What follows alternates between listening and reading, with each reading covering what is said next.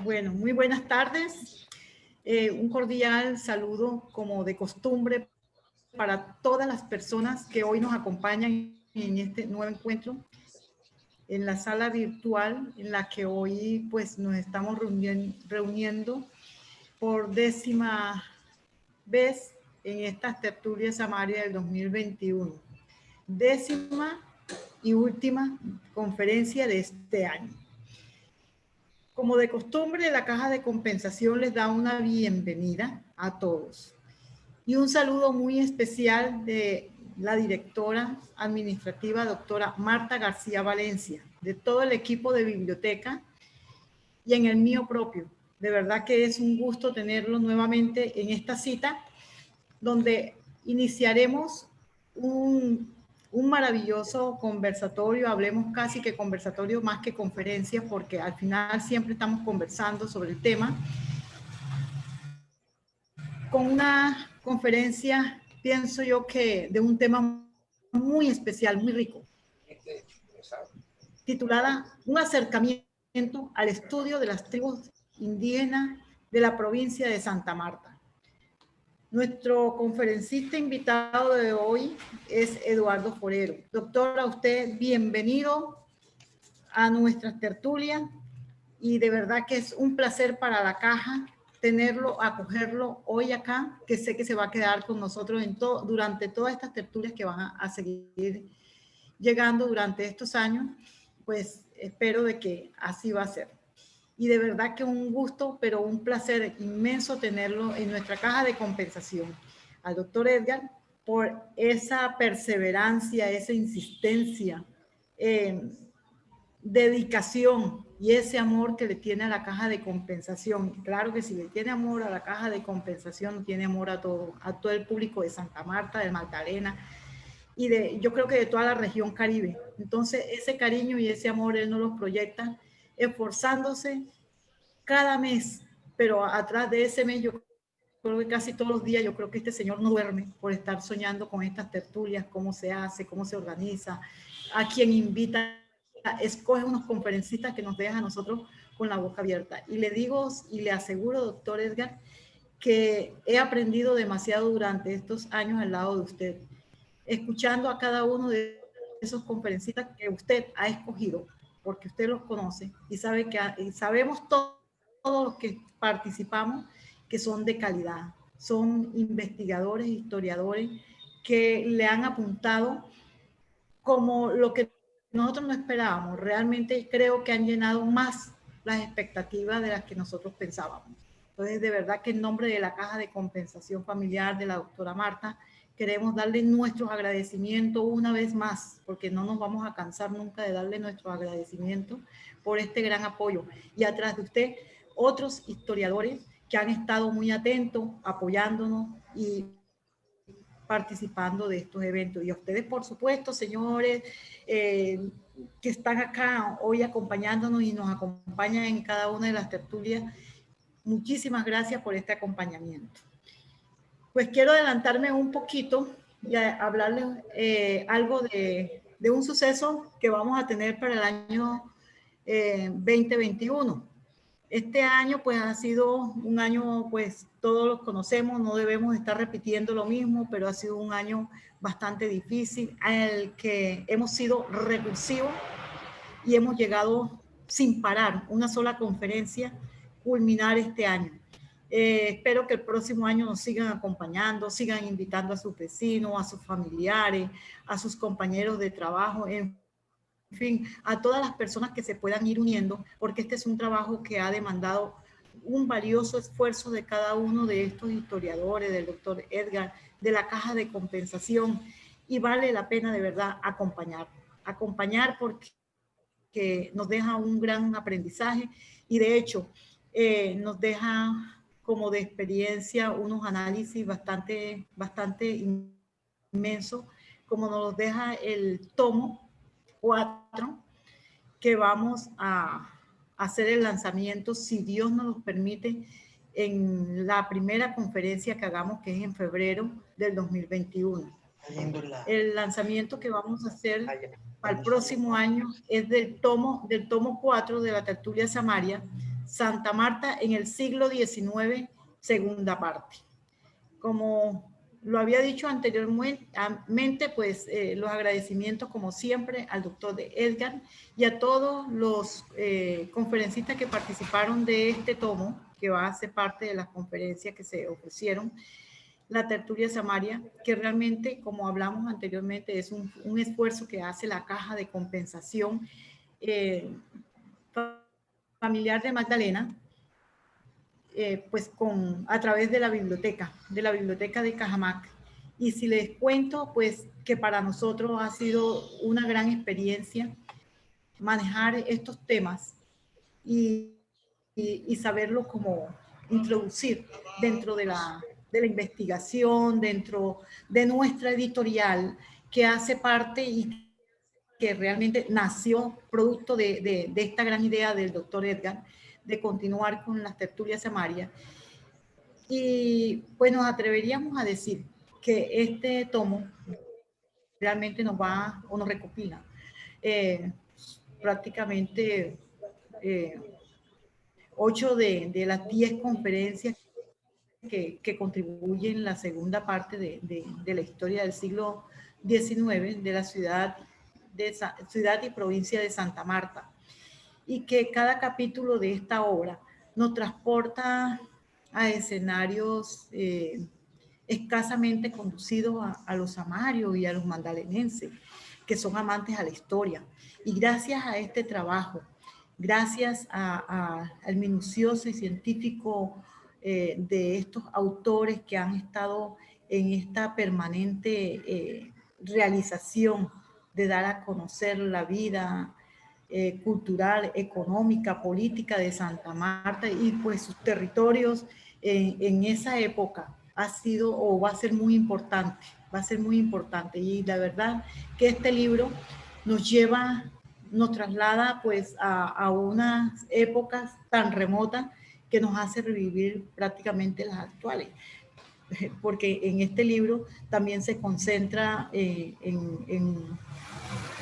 pues, en una gran parte de un capítulo cómo se propaga una epidemia que es el cólera, pero también va a hablar de otras epidemias, que es la fiebre amarilla, la viruela, y otros virus que alcanzaron a afectar a estas poblaciones, sobre todo a los aborígenes. Entonces, de verdad que va a ser muy importante la edición de este tomo, de este cuarto tomo, que si lo hacemos en comparación con la vida actual, decimos y nos ayuda a reflexionar cómo la historia llega nuevamente a centrarnos en unos eminentes peligros biológicos que fíjate que azotan actualmente a nuestras poblaciones, no solamente pues al Magdalena, y no, pues hablamos de todo el país, de todo el mundo entero. Entonces, de verdad que la Caja siente que esto ha sido con orgullo, de verdad, unos resultados que ninguna caja, como lo ha repetido el doctor Edgar en cada una de sus presentaciones, ninguna caja se ha atrevido a hacerlo, de perseverar, de mantener viva una historia de siglos y sobre todo de nuestra región. Y cuando hablamos de nuestros aborígenes, que es lo que más nos mueve, porque pensar que Santa Marta y en la actualidad lo tenemos ahí mismo en la Sierra Nevada, y que somos protagonistas de toda esta historia que ha transcurrido y que en cada una de las conferencias nos ha ido enseñando. Entonces, doctor Edgar, en este libro lo vamos a mencionar porque, no, como le digo, somos incansables de nuestra gratitud hacia usted por ese apoyo inmenso, por toda la dedicación que nos brinda tanto a la Caja como a todos los samarios, porque somos todos los samarios los que estamos involucrados, porque cada día se nos suma uno más. Y hoy les quiero dejar pues muy atentos y muy pendientes para cuando hagamos la primera tertulia que va a estar acompañado de este maravilloso lanzamiento de este libro. Entonces, no me queda más sino darle la bienvenida al doctor Eduardo, al doctor Edgar, que continuará para hacer la presentación de nuestro invitado especial y dejarle el abreboca de este libro que nos va a llegar y que de verdad va a ser otro regalo más, pero otro regalo que tiene algún tipo de significado porque nos ha marcado precisamente este año en que surgió todo esto del COVID-19 y que en este libro nos habla de todas esas adversidades que hemos tocado en el tiempo pasado y ahora en esta época. Hoy tenemos a 33 personas conectadas.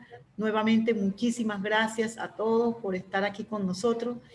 Y pues yo no quiero pues hablar mucho porque los expertos los tengo ahí esperando, qué pena, que son los que nos van a hablar y son los que nos van a nutrir con sus conocimientos, sus investigaciones.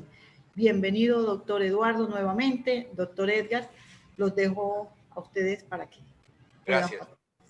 Muchas Gracias, gracias. doctora Ali, muy amable.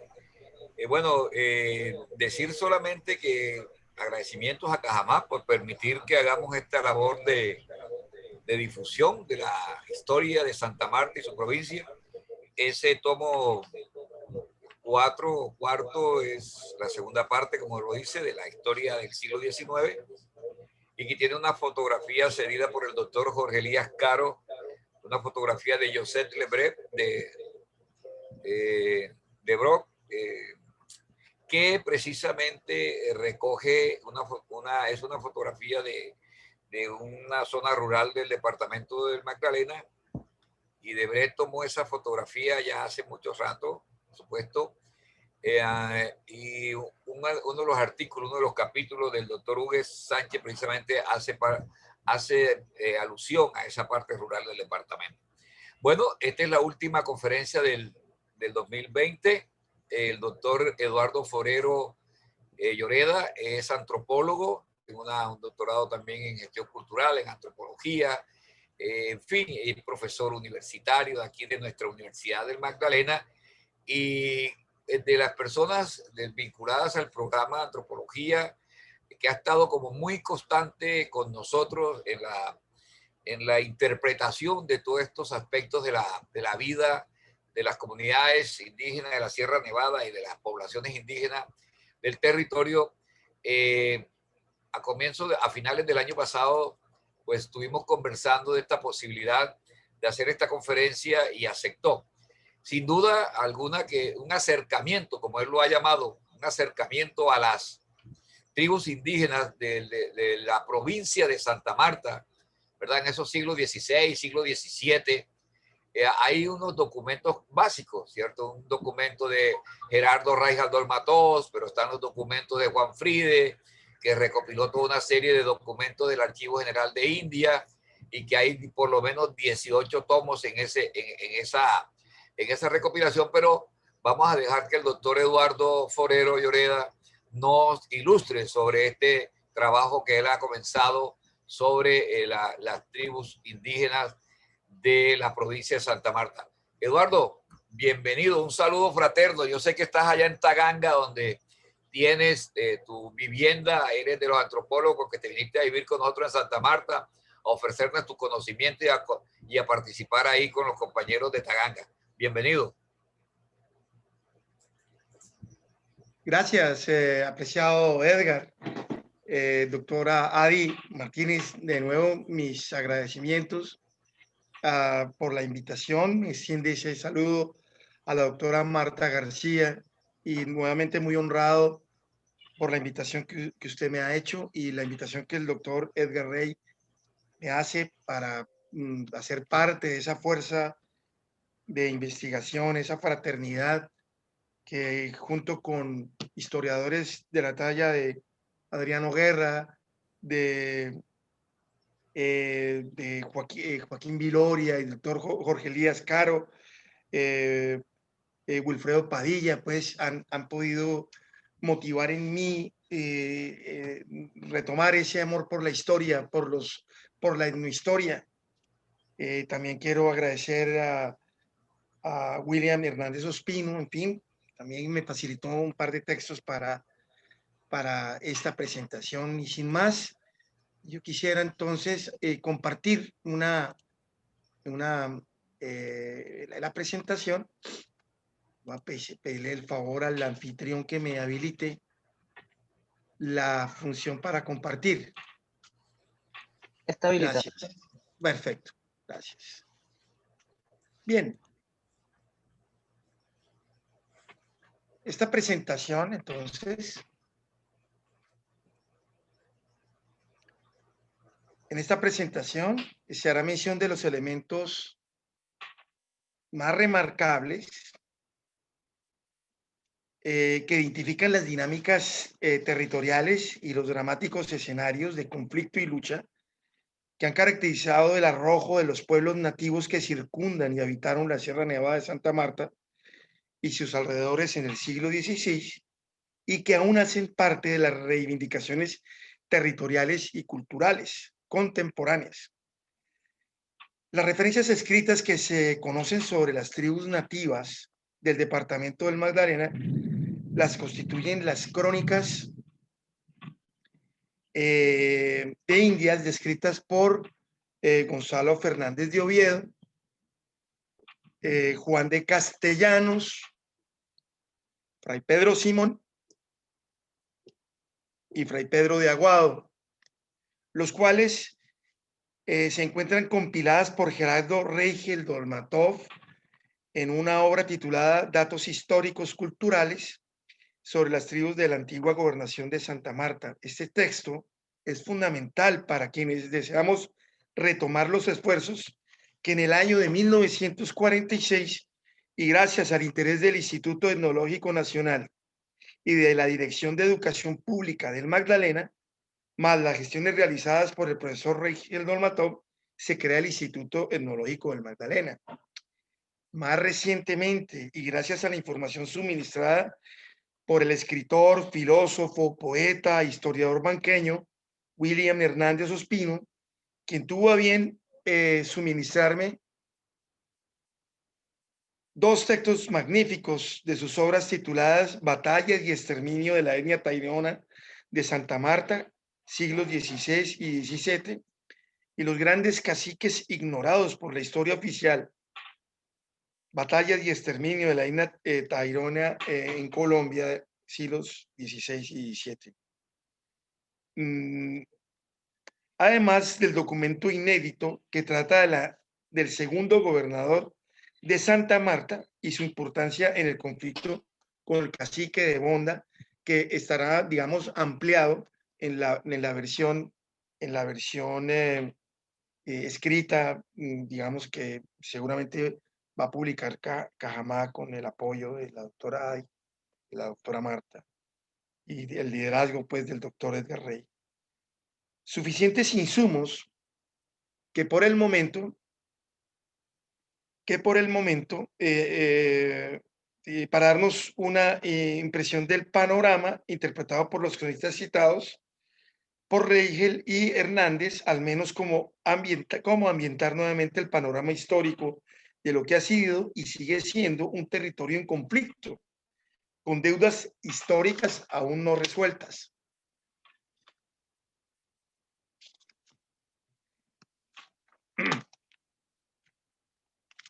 Una especial mención se hará al pueblo de Taganga, que viene afrontando una lucha dramática con el Estado colombiano, motivada por la creación del Parque Tayrona en 1964.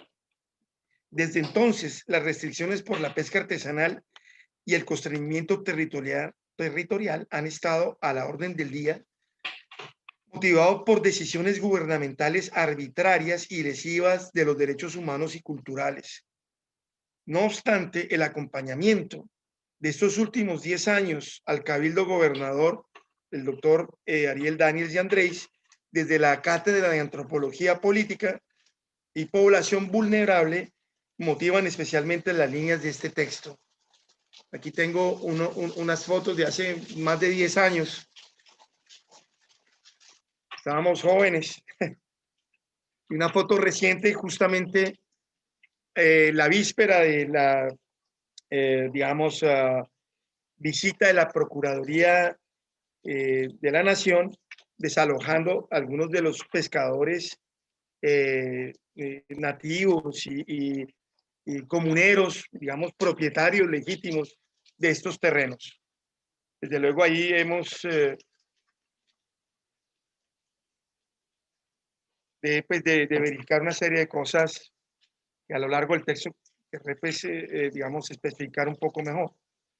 Haremos referencia entonces de los elementos remarcables de los procesos de conquista identificados en esta búsqueda, caracterizados por la guerra sin cuartel y desigual, que magistralmente los autores mencionados relatan cronológicamente, y algunos elementos de orden cultural y territorial que nos pueden servir para retomar las vetas de la investigación histórica, arqueológica, etnográfica e intercultural que la región reclama.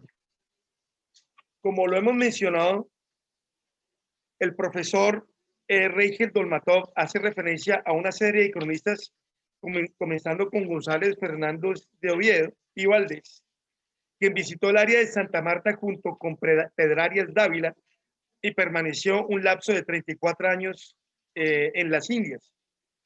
Su obra célebre se denominó Historia General y Natural de las Indias, Islas y Tierra Firme del Mar Océano, que constituye una importante fuente de información para la primera mitad del siglo de la conquista. Juan de Castellanos arribó alrededor de 1534 a las Indias y concluye en la ciudad de Tunja, Colombia. Acompañó a Jiménez de Quesada en el llamado territorio Muisca cuando la fundación de Santa Fe de Bogotá. En una segunda oportunidad atravesó la gobernación de Santa Marta con Alonso Luis de Lugo. Con Pedro de Ursúa hizo parte de la batalla de Origua y por largo tiempo las regiones del norte de Santa Marta y Cabo de la Vela es un referente importante para el conocimiento de los acontecimientos del siglo XVI. Por esa misma línea, el fraile Pedro de Aguado vino alrededor de 1573 y dejó consignados varios documentos y observaciones relevantes para la región Caribe. Fray Pedro Simón, Antonio de Herrera y Lucas Fernández de Piedrahíta como obispo de Santa Marta, que complementan y guían parte de la historia colonial de la región. Desde luego, la gran fuente de información reposa en archivos. A propósito de los contactos iniciales entre los ibéricos y los pueblos aborígenes del Caribe colombiano, Reigel Dolmatov, citando al cronista Antonio de Herrera, nos muestra cómo desde el 1501 Alonso de Ojeda navega en las cercanías de Cinto, Bahía Concha, posiblemente en 1502. Desde esta época fueron realizadas sucesivas visitas que partían de Santo Domingo en carabelas que operaban en busca de oro y de esclavos. Cito comillas. El tráfico de esclavos se había intensificado en estos años, tanto en las Antillas como en las costas recién descubiertas de tierra firme. Ya en 1504, el Consejo de Indias condenó a los indios caribes a la esclavitud por haberse encontrado entre ellos los pecados de idolatría, sodomía y antropofagia. El obispo de Osma, Fray García de Loaiza, presidente del Consejo de Indias, invitó a Fray Tomás Ortiz, quien luego vino a Santa Marta, para definir de nuevo las causas por las cuales se debía condenar a los caribes. Y este presentó, entre otras acusaciones, las siguientes: que andaban desnudos y no tenían vergüenza, eran como asnos, abobados, alocados, insensatos, que eran inconstantes, no sabían qué cosa era consejo, ingratísimos y amigos de novedades, que se preciaban de borrachos y tenían vino de diversas frutas, raíces y granos, emborrachábanse con humos, eran bestiales, traidores, crueles, vengativos, haraganes, ladrones, mentirosos y de juicios bajos, hechiceros, agoreros, nigrománticos, que eran cobardes como liebres, sucios como puercos, comían piojos, arañas y gusanos crudos, no tenían ni maña de hombres, no tenían barbas, así nacían y si nacían se las arrancaban. Desde ese entonces, y bajo la aprobación del rey de España, se dio crédito a estos argumentos que desafortunadamente el Consejo de Indias profirió en contra de los nativos, y así los primeros contactos en tierra firme con los pueblos indígenas traía el propósito de arrebatar sus tierras y venderlos como esclavos. Pero sin duda, el hecho remarcable que más daño y desgracia causó a las poblaciones aborígenes fue el conocido requerimiento que por designio divino fue redactado por los reyes católicos con ocasión de la concesión hecha por el Papa Alejandro VI para informar a los indígenas para gobernar los pueblos del mundo, reconocer a la Iglesia para predicar la fe católica y a los reyes como señores y dueños de sus tierras. Comillas. Por ende, como mejor vos ruego y requiero, esto ya es parte de lo que fue el requerimiento, que entendáis bien esto que os he dicho y toméis para entenderlo de deliberar sobre ello el tiempo que fuese justo y reconozcáis a la Iglesia por señora y superiora del universo, al sumo pontífice llamado Papa en su nombre, al rey y a la reina en su lugar, con los señores superiores y reyes de islas a tierra firme, por virtud de la dicha donación, y que consistáis y dé lugar a que estos padres religiosos vos declaren y dediquen lo susodicho. Cierro comillas. Esta es una cita de Reichel. Desde luego, las consecuencias de quien no lo hiciere fueron observadas en el resto de los lustros y siglos que duró la conquista y la colonia. En páginas de guerra y sangre, en uno de los mayores holocaustos causados contra pueblo alguno por razón ideológica y política, como lo fue el descubrimiento del Nuevo Mundo para la Europa de los siglos XVI y XVII de nuestra era. El texto del escritor e historiador Hernando Sospino narra en detalle los momentos remarcables de estas batallas y exterminio acaecidos durante esta época. Veremos algunos de ellos. En 1508, el rey de España encarga a Alonso de Ojeda, quien en compañía de Juan de la Cosa acepta las condiciones concedidas para descubrir todas las tierras entre el Cabo de la Vela y el Darién, pero no escogieron sino las costas de Cartagena en 1509, sin ocuparse de la zona comprendida entre el Cabo de la Vela y el río Magdalena.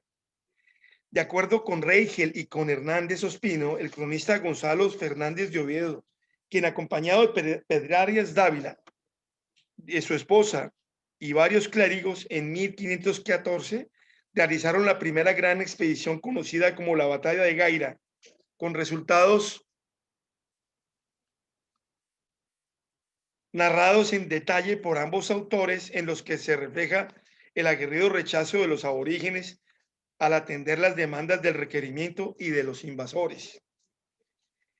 Las tierras que circundan la provincia de Santa Marta fueron dispuestas para poblarse en 1521 por la corona española. Así se decide que la petición hecha por don Rodrigo de Bastidas al Consejo de Indias fuese aceptada, y aquel quien vivía en Santo Domingo y gozaba de una relativa riqueza atesorada en sus viajes.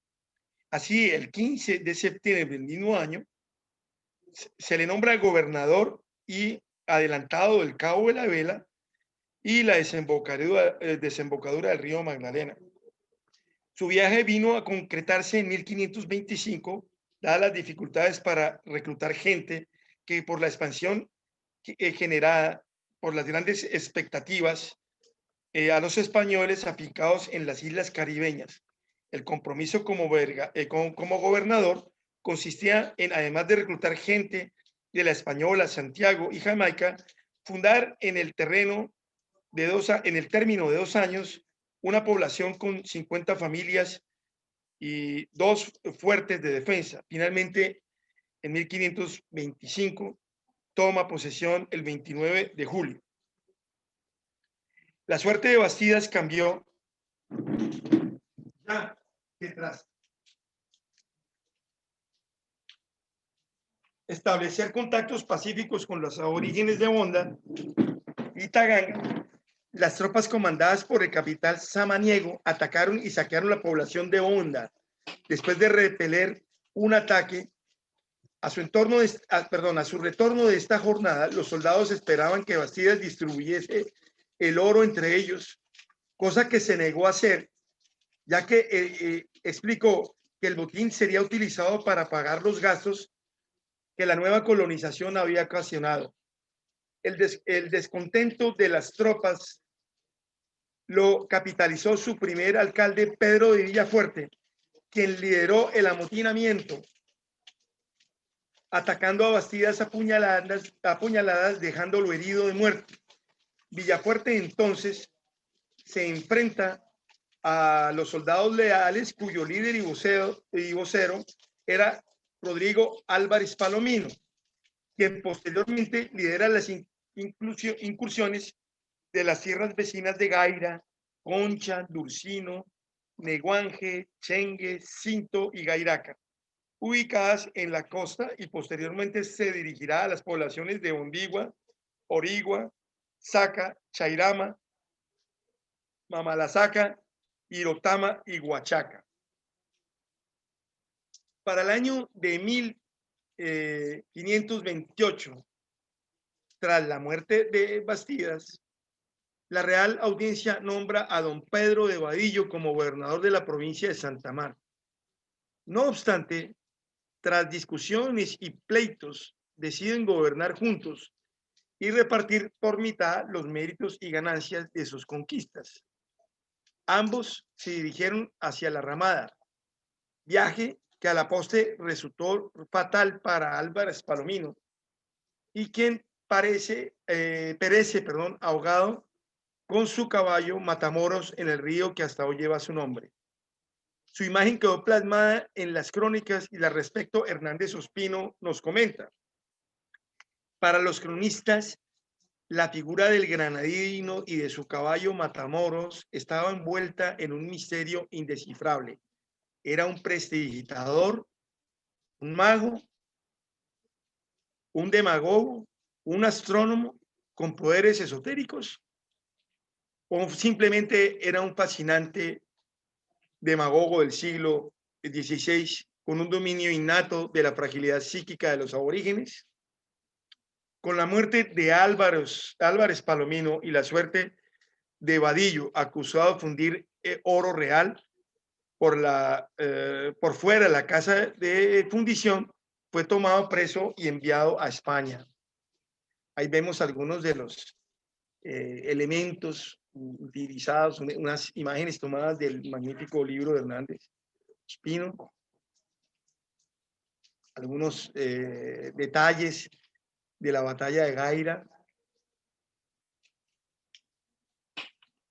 Y bueno, este manuscrito inédito, original, de Diego García de Lerma, es por primera vez que aparece el nombre de Diego García de Lerma. Es un texto muy generosamente suministrado por Hernández Ospino, y que en la versión final del texto aparecerá transcrita completamente.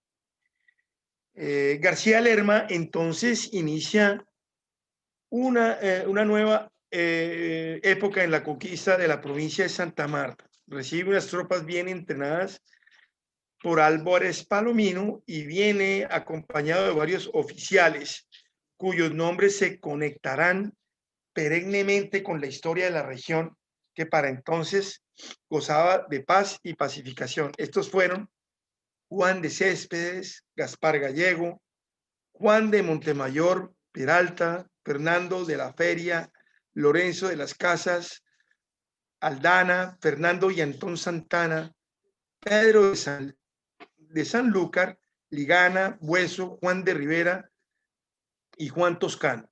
Santa Marta consistía entonces solo de casas pajizas, y Lerma hizo construir la primera casa de mampostería.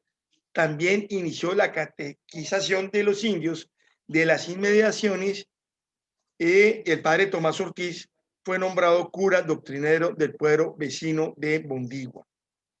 Lerma entonces decide nombrar encomenderos para el control de la región y poder compensar a sus oficiales. Situación que con el tiempo cambia, ya que en una expedición que Lerma envía a Ciénaga Grande, sufre una derrota al igual que el mismo gobernador de Pocihueca. Lerma pierde entonces más de 100 soldados y todo su equipaje personal. Derrotas sucesivas de García de Lerma y sus intentos fallidos dan con su muerte en 1531. Para la fecha, la gran mayoría de pueblos pacificados por Álvarez Palomino se habían rebelado abiertamente contra los invasores.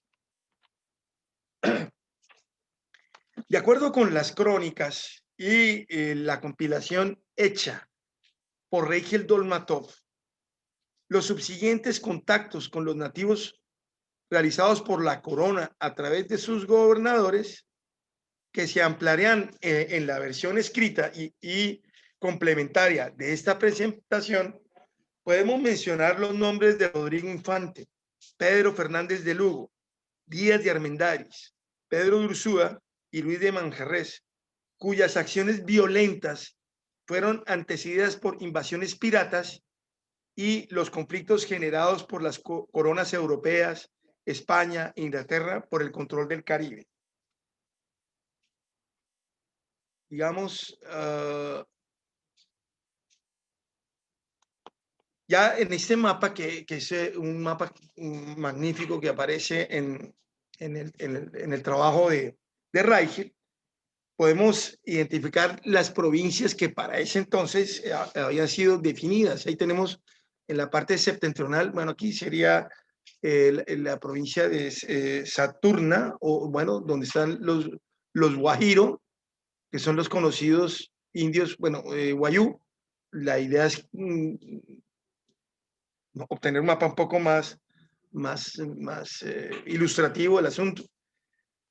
Pero por asuntos de la edición, pues no alcancé a colocar un mapa. Pues, pero la idea es que esto es, aquí está, digamos, lo que corresponde a la porción de la Sierra Nevada y la península de La Guajira. Tenemos aquí la provincia de los Chimila, la provincia de los Guarinao, el Valle de Upar, la provincia Taironaca, la provincia de los Orejones, la provincia de los Caribes Bocingueros, Sondagua y bueno, los Chimila, como les mencioné. El término provincia se utiliza con frecuencia en la literatura histórica del siglo XVI para designar ciertas regiones geográficas que diferencian territorios tribales sin conquistar o colonizar en su mayoría de veces. Para el siglo XVII y ya en el proceso de consolidación de la encomienda y la colonización, se conocen más específicas denominaciones que se escapan del alcance de este ejercicio. Por lo pronto, se hará mención de aquellas que circundan la ciudad de Santa Marta desde sus orígenes y fueron reseñados por los cronistas y compilados por el profesor Reichel Dolmatov en la obra referenciada y fundamento de este texto. Por el detalle de su contenido citaremos en extenso. Cabe resaltar que el pueblo guayú se conoció en principio como Guajiro y habitó las provincias de Saturna, aquí arriba, no se alcanza a ver en el mapa, y Orinó, como veremos más adelante. Así entonces, nos referiremos al mencionado autor, su interpretación de la organización territorial y cultural de los pueblos originarios de Santa Marta. Entonces cito en extenso, comillas de Reichel. Este nombre de Saturna o Saturma se menciona ocasionalmente en esta época como el de la provincia. Pedro Oviedo solamente la usa para designar el río Ranchería. En efecto, no parece haber sido el nombre de la ciudad de Santa Marta, sino más bien una zona que define entre la Sierra Nevada y la península de La Guajira.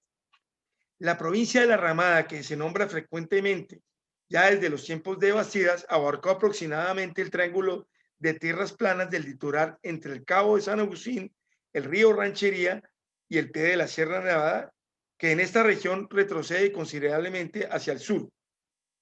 Su población fue posteriormente la Nueva Salamanca, en la región de la actual Dibuya, y la tribu que habitaba de esta provincia eran los Guanebacán. Aquí aparece los Guanebacán. Bien. Mientras hacia el este seguían las provincias de Seturma y Oroinó, habitadas por los indios guajiros y Cocina, como lo hemos mencionado. Colindaba hacia el sur con la provincia de Valledupar, en la cual se establecieron algunas encomiendas, y antes que se fundara la ciudad de este nombre, bajando el río Cesar hacia el sur, estaban luego las provincias de Jiriguano, Pacabuy, Samirúa y Sondagua, de los cuales hablaremos al tratar de las tribus que las habitaban a lo largo del río Magdalena, siempre refiriéndonos a ambas riberas. Desde la desembocadura del río Cesar hasta la costa atlántica se menciona la provincia de Zampollón, cuya situación no es muy clara, pero que parece haber quedado en las inmediaciones de la actual Ciénaga de Zapatosa. La provincia de Malibú,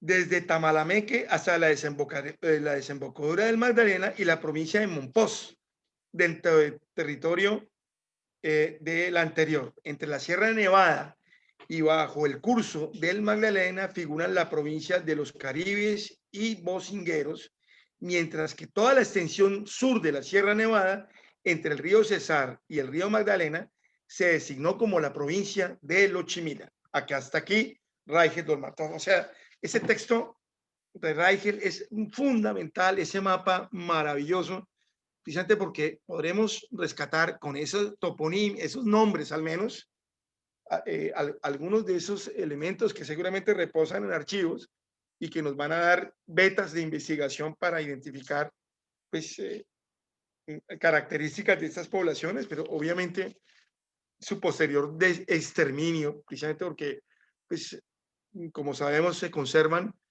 pues, poblaciones, digamos, que seguramente son los descendientes de los Tairona y de los Guayú, y bueno, sobreviven los Chimila y los Wiwa. No sé qué parentesco pueden tener con estas, digamos, poblaciones, pero digamos se trata de rastrear con base en estos datos históricos y etnohistóricos esa beta información. Entonces, al final del siglo XVI, tendremos identificadas las provincias que señalamos en el mapa, y que ya para el siglo XVII y XVIII significará el exterminio total de la mayoría de etnias nativas. Aquellos que lograron liberarse de la esclavitud sobreviven, otras conciliaron y se adaptaron al requerimiento. Un remarcable texto referido al viaje realizado por Jorge Isaacs, ¿no? Aquí tengo una... Disculpa, ahí nomás.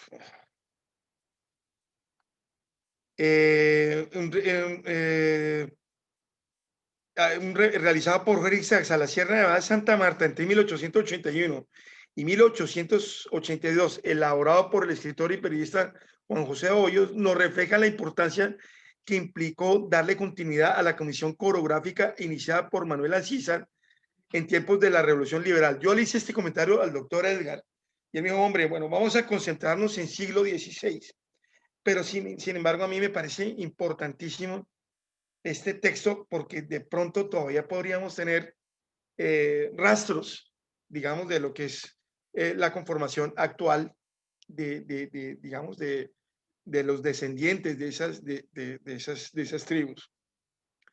La obra de Isaacs fue reimpresa recientemente por la Universidad de Externado y constituye un referente obligatorio para el conocimiento de las tribus indígenas del Magdalena que habitaron y que habitan en el actual departamento del Magdalena.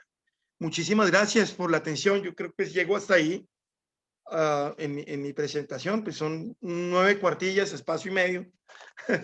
Esa fue, digamos, el compromiso y la tarea, y seguramente pues tendremos un tiempo para preguntas o comentarios o discusión. Entonces yo dejaría hasta ahí mi presentación, profesor, para no ser muy digamos, no extenderme más, pero creo que con esos elementos tenemos suficiente como para poder establecer un diálogo, una tertulia. Gracias, profesor, muy amable. No me equivoqué al invitarlo a esta conferencia esclarecedora y motivante. Yo esperaría que los demás colegas, estudiantes, profesores de antropología y estudiantes de antropología entraran en este mundo de la etnohistoria para comprender mejor muchas de estas visiones dejadas y señaladas por los cronistas. Los textos de Reinaldo Olmatoso están allí, lo mismo que la documentación de Juan Friede en sus 18 tomos, unos primeros 10 tomos de 1955 publicados por la Academia Colombiana de Historia, igualmente los otros 8 tomos publicados por el Fondo de Publicaciones del Banco Popular. Es decir, ahí hay una fuente sin duda para conocer un poco ese siglo XVI, sobre todo este territorio. Y luego, como tú dices, Eduardo, muy bien, en ese texto del siglo XIX de Jorge Isaac, con el nombre muy bello de Tribus del Magdalena. Eso tribus nativos del Magdalena, que me parece muy bacano, porque recoge igualmente lo que encuentra el amigo Jorge Isaac, que a veces lo conocemos más como novelista, por Correcto. su obra maestra María, sino que también, sin duda, sus aportes a la revolución radical. Fue un intelectual consumado y, por supuesto, pues a este documento de las tribus. Él fue, creo que, secretario de la Comisión Coreográfica y, por supuesto, caminó todo este territorio. Habló con los chimilas, etcétera. Yo en mi libro sobre los chimilas precisamente recogí algunos de los nombres que él había señalado.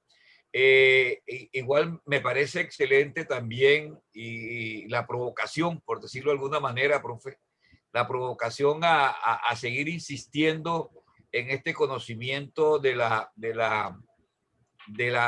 vida cotidiana de estos grupos indígenas de siglo XVI y siglo XVII, que nos pueden brindar la información y una visión de lo que era el territorio. A veces nos hemos quedado con algunas generalidades de las tribus, de los tairones, etcétera, pero nos hace falta de pronto conocer un poco más de estos aspectos.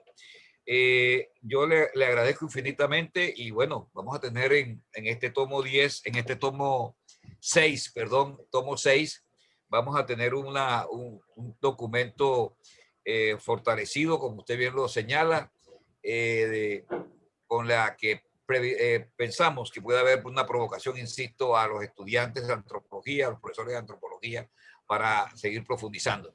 Entonces, antes de darle la palabra a los compañeros que tengan comentarios, quiero invitarlos para mañana a las 10 de la mañana, ¿verdad? En la presentación del libro de nuestro profesor y amigo, el profesor Adriano Guerra. Este es su tesis doctoral y que ha sido publicada por La Carreta de Medellín. El libro se llama La voz de la multitud, el movimiento gaitanista en el Caribe colombiano 1928-1948.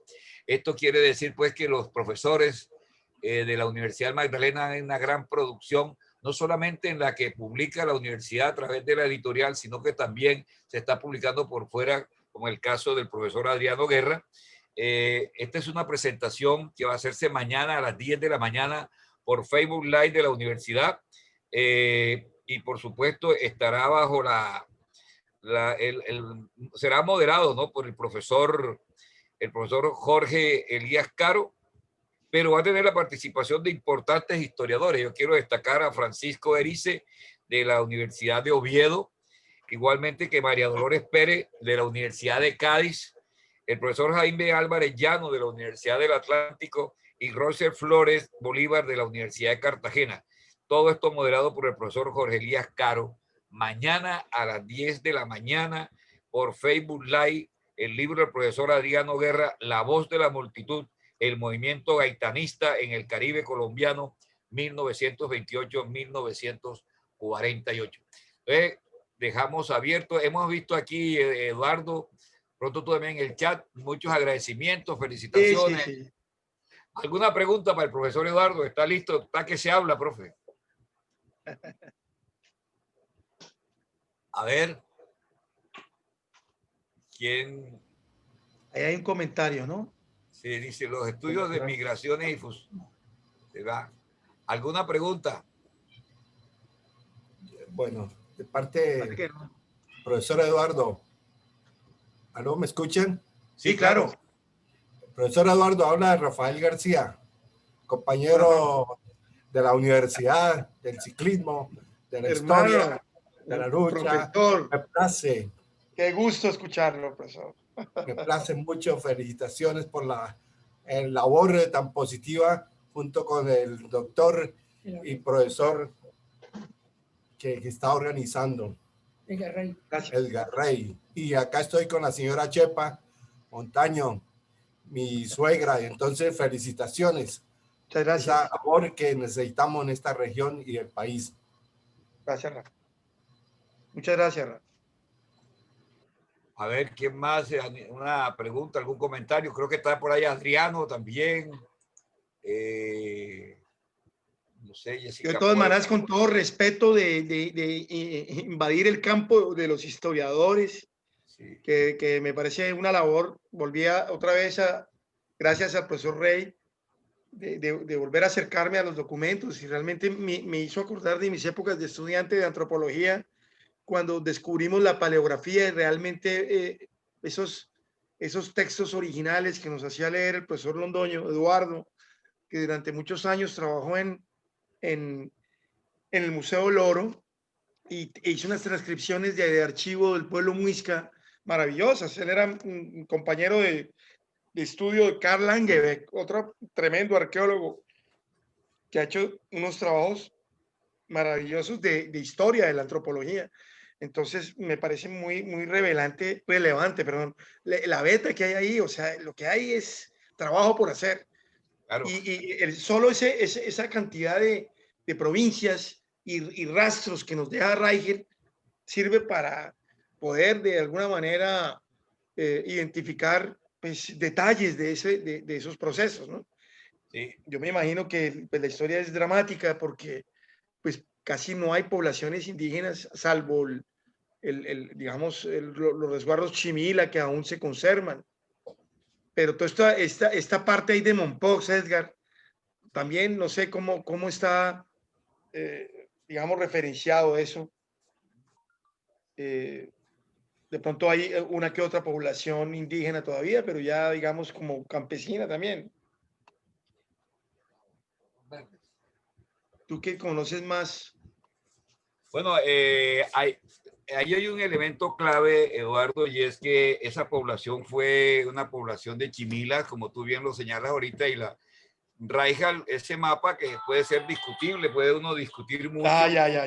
Pero sin duda los chimilas, como lo planteo yo en mi libro, Poblamiento y Resistencia, que ubica a los chimilas desde Papare hasta Tamalameque. Y hay una subdivisión de grupos, entre ellos los Pocabuy. Por eso un historiador y abogado, Géneco Rangel Pava, un señor de Guamal, un abogado por ahí en el año 47, en sus trabajos, también hizo una transcripción, una paleografía de documentos muy interesantes y ubica el país, y el libro se llama El País de Pocabuy, con capital Guamal. Por eso en esa zona se habla de la cumbia pocabuyana. En estos días he escuchado a Carlos Vives hablar un poco de la cumbia pocabuyana o de la cumbiana, y entonces, sin duda, ¿verdad? Pero uno debería hacer, y está en el mapa de Reichel, hay un pedazo que uno puede ubicar, porque al fin, el alemán, ¿cómo se llama? Alfinger se encuentra, es como los pocabuyes por la zona de Zompayón, el banco, y en eso cuando va precisamente tratando de llegar a penetrar al territorio. Lo mismo le va a pasar al que descubre, al fundador de Bogotá, a Gonzalo Jiménez. A Gonzalo Jiménez de Quesada, que ahí también va a tener algunas refriegas, pero sin duda los que más van a estar molestando y evitando el avance de los conquistadores van a ser la población chimila. ¿Qué pasó después del siglo XIX? Del siglo XIX, sí. Los chimilas se van a expandir por todo el departamento, lo que es el territorio del Magdalena, y se van a campesinar. O sea, hay un proceso de campesinación que tú lo vas a encontrar en pueblos del Magdalena y Cesar, y que inclusive conservan posiblemente sus raíces, como por ejemplo Chimichicua, Chilloa, Chiriguaná, Chimichagua, y una serie de puntos que van a tener una relación con este prefijo, tal vez, esa toponimia de Chimila. Pero a mí me gustaría alguna pregunta, a ver, muchachos jóvenes que están por aquí, no sé, el doctor Adolfo Meisel también está conectado, el profesor Jorge Tíjaro. Jorge, el profesor ya pensionado. Sí. Buen ciclista. Sí, claro. A propósito de lo que tú decías, Eduardo, hay una beta de documentos del siglo XIX, sin duda, y que son los documentos que ha transcrito también el historiador Antonino Vidal Ortega con Álvaro Vaquero Montoya, compiladores que hicieron el texto de las Indias remotas, cartas del Cabildo de Santa Marta entre 1529 y 1640. Es decir, hay una documentación sin trabajar.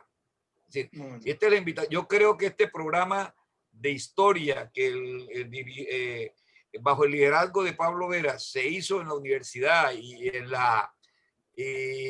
con el equipo ahí que, bueno, tú formaste parte de ese equipo con Adriano, con Jorge Elías, y yo creo que ese programa de historia y patrimonio además va a ser muy importante para que nuestros estudiantes de historia se puedan vincular y se puedan meter a estos archivos.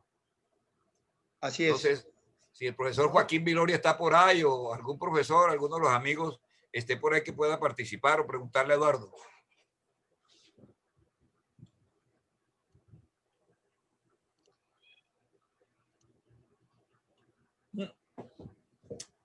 Bueno, entonces, si no hay preguntas, no sé si es que no me oyen o qué, como diría. Una pregunta. Sí, claro, dale. Déjame prender la cámara. Ajá, ahora Adolfo. Adolfo. Señor rector de la Universidad. Señor rector de la Universidad del Norte. Qué honor. Uno, primero felicitar a Eduardo. Digamos. Gracias, doctor. Qué amable. Por esta iniciativa, un placer escucharlo. Varias veces he querido venir a esta tertulia, pero hoy fue que, como dicen los futbolistas, se me dieron las cosas. Pero Adolfo, te he visto que entras y de pronto como que tienes que ir a alguna reunión o a firmar alguna cosa, me parece. Pero hoy sí he estado aquí muy disciplinado. Sí, me doy cuenta. La pregunta mía, profesor, tiene que ver con el tema de la población. O sea, digamos, pues más o menos la idea que, bueno, digamos, la idea que yo tengo, pues la cifra que yo tengo en la cabeza de cuántos habitantes podía tener la provincia de Santa Marta hacia 1777, único censo colonial, es unos 60.000 personas. O sea, había unos 120 en la provincia de Cartagena, 60 en la provincia de Magdalena, o sea, la mitad. Pero uno no sabe mucho qué pasó yo nunca he visto mucho de qué pasó con la población en el Magdalena durante el siglo XVI, incluso XVII. Entonces, no sé si hay algo sobre eso. Sí, doctor. Desde luego, Reichel tiene un censo. En este texto aparece en ese texto que trabajé yo, que es el de datos históricos y culturales sobre las tribus de la antigua gobernación de Santa Marta. Y tiene un censo, tiene, digamos, cierta cantidad de indios censados. Realmente hay un número, digamos, pequeño de indios, porque es que creo que se censaba, y claro, usted me puede corregir, pero era el indio que pagaba tributo. O sea, era la cabeza del indio, pero el indio podría tener pues a su cargo su esposa y sus hijos. Pero entonces esos censos son relativos porque son, digamos, relacionados, entiendo yo, con los indios que tributaban. Entonces, en efecto, Rigel hace una compilación de algunos de esos censos, que seguramente en la versión ya más amplia lo discutiré con el profesor, si valdría la pena retomar eso. Pero muy buena pregunta, doctor. Yo creo que tendríamos que enfocarnos en eso, incluso con el doctor Daniel Sariel, que es el cabildo gobernador aquí de Taganga, y él es abogado además. Y él se ha hecho el esfuerzo de conseguir los censos y los archivos y los documentos. Y en efecto, pues incluso ahorita para el caso de San Antonio de Bonito Gordo se conocía como una cofradía de indígenas que tributaban a la iglesia del Rosario. Y eso es lo que aparece escrito. Y eran 8 indígenas y aparecen los nombres. Digamos, el documento más reciente que tenemos de lo que está Ganga. Pero seguramente tiene que haber más. Sí. Pero ahí está la beta, doctor. O sea, nos toca ponernos en esa tarea. Muchas gracias por la pregunta. Hay un fondo que se llama Visitas del Magdalena. Ah, bueno. No sé qué tanto lo han trabajado en el archivo. Visitas del Magdalena, bueno. Lo tendremos en cuenta. Hay visitas de Bolívar. El de Bolívar sí lo conoces. Ah, sí, pero visita del Magdalena. Pues, doctor, yo nunca me olvido de alguna pregunta que le hice en uno de estos congresos. Y yo le hice una observación sobre, digamos, los aportes de la cultura al desarrollo, ¿no? Y usted fue muy claro conmigo y me habló de la institucionalidad y cómo, digamos, la institucionalidad que mantiene la economía funcionando en la que está desde la colonia. Eso me pareció un aporte muy grande. Ganadería, minería y la parte agrícola. Sí. Y eso realmente es lo que... La desigualdad. Se pone a ver. La enorme desigualdad viene de la colonia. Claro. Muy bien, Adolfo, gracias. Yo creo que hay un elemento, yo creo que Adolfo tocó un tema bien interesante para los historiadores y los antropólogos. Hay ese fondo de visitas y esto hay que buscar casi que indio por indio, para decirlo, y lo digo con mucho cariño porque es que tengo una amiga haciendo una tesis sobre negros y Juan Marchena le dijo, tú tienes que conseguirme todos los negros que encuentres. Es decir, y esta muchacha lleva como 4 años buscando negros, por decirlo, no me acuerdo en este momento en qué territorio de aquí de Colombia, pero es que es clave, no es fácil llegar en un momento determinado y encontrar un legajo y tú ahí encuentras todo. No, creo que hay que comenzar a reconstruir esos censos que tiene Rigel, que él encontró algunos, sí. Digamos, Fride también señala algunos datos muy dispersos, dice que tantos indios, que tantos tributarios, etcétera. Me parece que hay una buena beta dejada a partir de la pregunta de Adolfo. Muchas gracias, doctor Meisel. Muy honrado de su participación.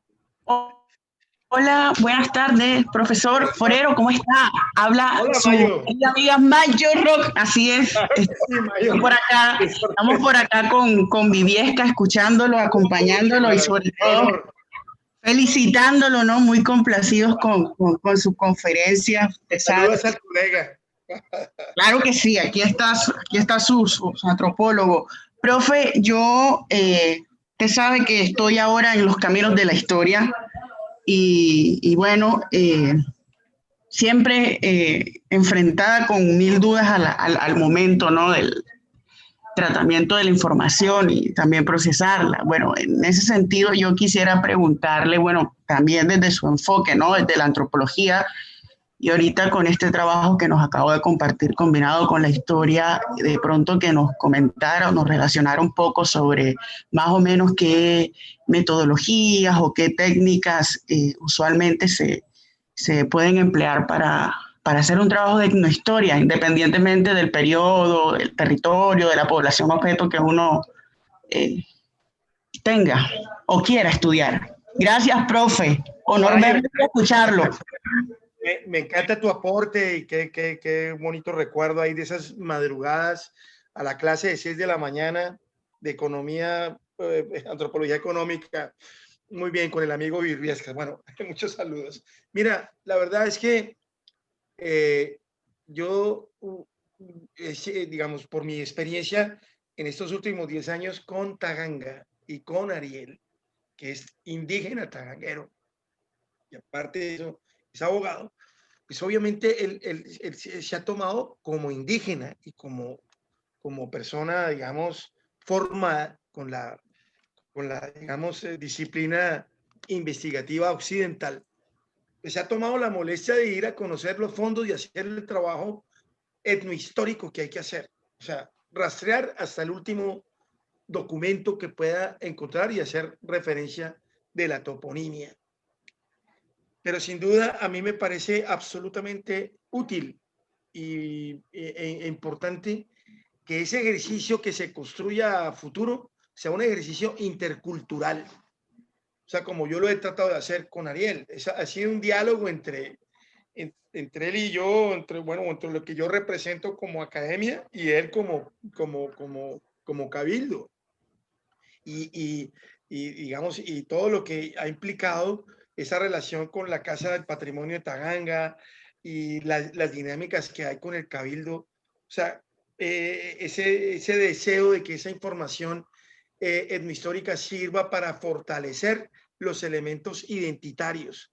Y lo mismo me pasa con el trabajo que vengo realizando con los consejos comunitarios en formación en Dibuya de población afro, y algunos elementos que he logrado medio rasgar por ahí con unos amigos Wiwa que tenemos ahí en La Guajira, y lo mismo pasa con los amigos Guayú, en particular contra la Junta Mayor de Palabreros de La Guajira.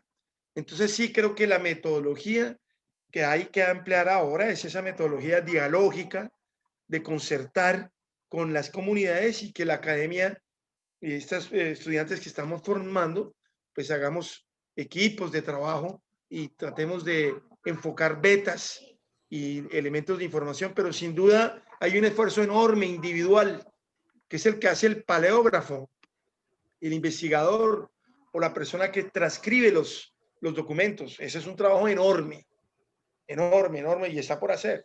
Entonces sí considero que todavía hay mucho que podemos rescatar de esos archivos, y que de todas maneras, pues este tipo de trabajos nos hace valorar. Yo sí le agradezco mucho al profesor Edgar que me haya vuelto a motivar, porque yo estaba un poco alejado de esa situación. Me dijo, venga, cachaco, venga, hágase esta vaina. Y yo le agradecí mucho que me hubiese motivado. Ya me invitó a tomarme un tinto allá en la cafetería en tiempos normales. Y le agradezco inmenso eso a mi querido doctor Rey, porque me volvió a motivar por eso. Sí, no, y hiciste una provocación a todos los que están oyendo siempre. Me gusta ese verbo, provocar, ¿verdad? Sí. Provocar académicamente, provocar la investigación. Claro, es que uno no puede, y más los jóvenes estudiantes. Los jóvenes estudiantes hay que provocarlos permanentemente y provocarlos a indagar a nuevas cosas. Gerardo Rey Andormatós nos dejó abiertas las puertas. Entren, ahí están los chimilas, vayan, hablen con ellos, ahí están los arhuacos, vayan, hablen con ellos, ahí están. Reconstruyamos su historia. ¿Qué fue eso de Salamanca? ¿Existió realmente Salamanca o fue un nombre que se inventaron para congraciarse con una ciudad española? ¿Qué pasó con la Ramada? O sea, ahí hay una serie de... Entonces nos hemos quedado con muchas generalidades. Y en esto, por ejemplo, de 1525 a 1600, dice Reinhard Dolmatós, fueron 75 años de guerra entre los españoles, conquistadores, y las tribus indígenas de la Sierra Nevada de Santa Marta. Hay que trabajarlos, hay que trabajar esos combates, esas refriegas. Sí. Aquí Eduardo Masuera, profesor de los Andes, nos ilustró con digamos, la fortaleza, el fuerte de Bonda. Claro, ¿cierto? claro. Mucha gente quedó, pero ¿cómo así? ¿Dónde está el fuerte? Un profesor me escribió y me dijo, yo tengo, de acuerdo a lo que veo ahí, mi finquita, mi lote está ahí en ese territorio. Y yo, bueno, ahí tienes. Tenemos muchas cosas que indagar, profesor y compañeros que nos están atendiendo en este momento. No sé si hay otra pregunta o de no los invitamos. Creo que la próxima conferencia es, si no me estoy mal, Omar, el día 23 de febrero. Si no hay otra pregunta, comenzamos a dar la información del año entrante. Sí, señor, esa es la fecha, 23 de febrero. Bueno, confirmado. Eduardo Forero, nuevamente gracias. Muchas gracias. Aquí están, dice, estudiantes, muchas gracias. Espero que estos estudiantes de antropología, cuando estábamos en la presencialidad, iban varios, iban 5 o 6 muchachos permanentemente a la conferencia. Hay dificultades, entiendo, con esto de la tecnología, se va la luz, no hay internet, etcétera, nos sacaban los datos, una cantidad de padecimientos que tenemos inclusive los profesores. Entonces, mire, gracias Eduardo, y esperamos tu texto para ser publicado en el tomo 6. Claro que sí. Unos Te voy a agradecer que me facilites, eso lo hablaremos después. Muchas gracias, claro, no Edgar. Hasta luego. Bueno. Unos comerciales, como decía, el recordarles que mañana a las 10 de la mañana está el lanzamiento del libro del profesor Adriano, ¿verdad?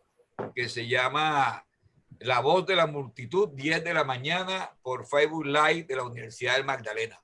Igualmente, invitarlos a que estén pendientes del lanzamiento o presentación del tomo 4. Ya vieron la portada muy bella de fotografía de Joseph de Brecht, los campesinos tal vez en la región de Chiriguaná o Chimichagua.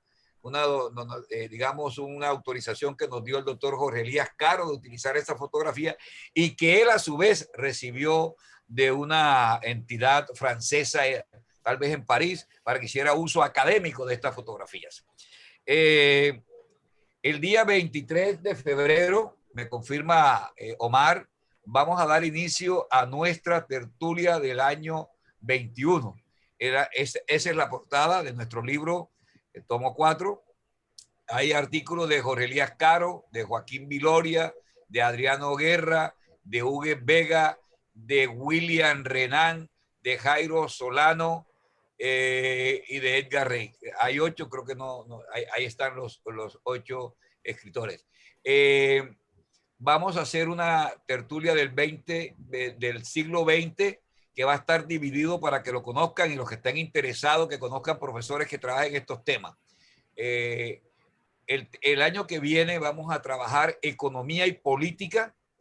¿Por qué lo de la política? Porque queremos trabajar un poco ese siglo XX, dado a que entre 1960 a 1970, en esos 10 años, se dieron 2 procesos de separación y la formación de 2 nuevas entidades territoriales, como fue el departamento de La Guajira en el año 65, que se le quitó una parte al departamento del Magdalena y se unió con la intendencia, la comisaría de La Guajira, que era capital Uribia, y se convirtió en Riohacha en la capital del gran departamento de La Guajira.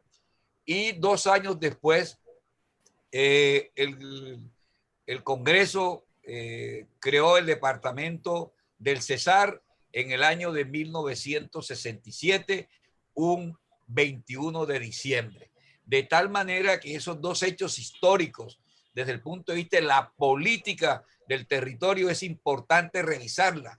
Los jóvenes saben que existen 3 departamentos en la antigua provincia de Santa Marta: Magdalena, Cesar y Guajira.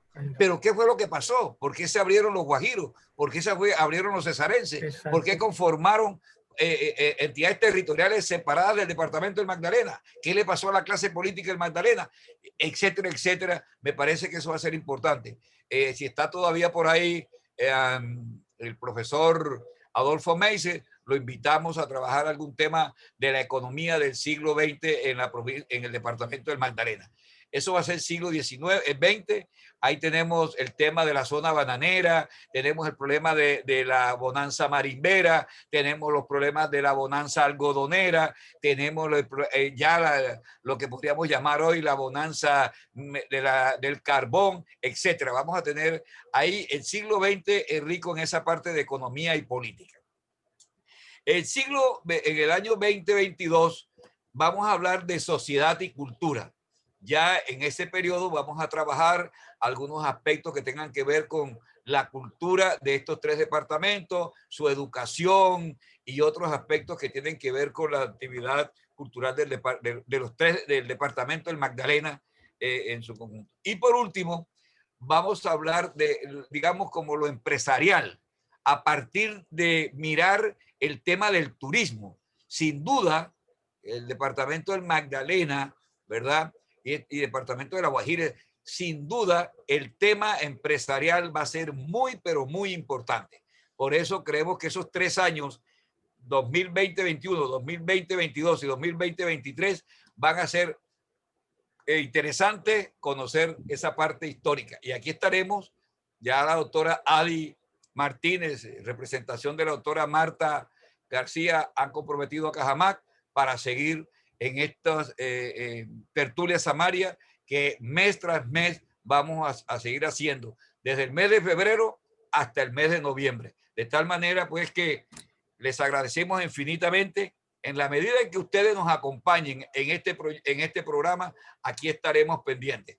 Omar y a todos los compañeros de Cajamarca, comenzando por la doctora Marta García, directora administrativa de Cajamarca, la doctora Adi de la Oficina de Proyectos Especiales, directora de la biblioteca, la alianza con las bibliotecas de Aracataca, de Pibijay, de San Ángel, con Omar Meléndez, con Cristian, con Manuel y con todo el equipo que nos ayuda allá en Cajamarca desde la parte tecnológica. Muchas gracias por todo este año que nos cogió de improviso, pero creo que no quedamos mal, mi estimado Omar. Salimos en la virtualidad y aquí estamos concluyendo este año 2020.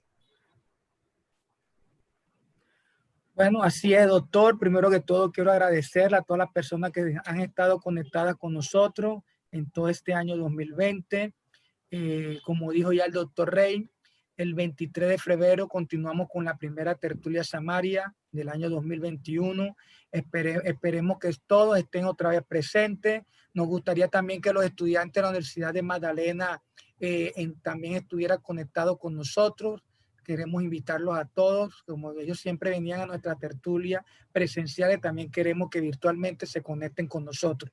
Doctor Eduardo Forero, gracias por estar con nosotros. Doctor Edgar Rey, como siempre, un placer haber trabajado todo este año con usted, con todo ese equipo que usted nos presentó para diferentes conferencias, y los esperamos todos el próximo año con estos temas tan interesantes que ya nos tocó un poco el doctor Edgar Rey.